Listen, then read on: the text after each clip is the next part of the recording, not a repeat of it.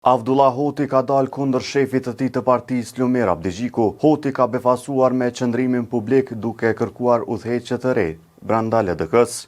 Kandidati për deputet i ka kërkuar lidershipit të partisë llogari për rezultatin e zgjedhjeve të nënshkurtit, të cilin ai e ka quajtur të pakënaqshëm.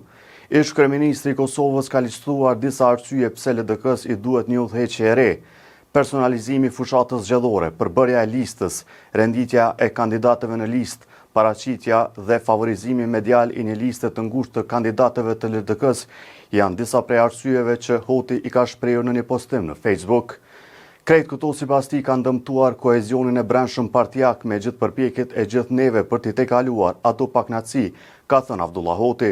Ai ka shtuar se votimi disproporcional në diasporë e ka rënduar dhe cënuar më tutje atmosferën kolegiale dhe bashkëpunuese brenda LDK-s. Hoti gjithashtu ka thënë se udhëheqja aktuale është distancuar nga e kaluara e lavdishme e LDK-s. Sipas Hotit, për të kthyer besimin e antarësisë dhe elektoratit të gjerë, LDK-ja ka nevojë për lidership të ri.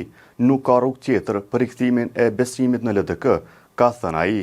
LDK-ja në zgjedhjet e nënshkurtit doli e treta me 18,27% të votave.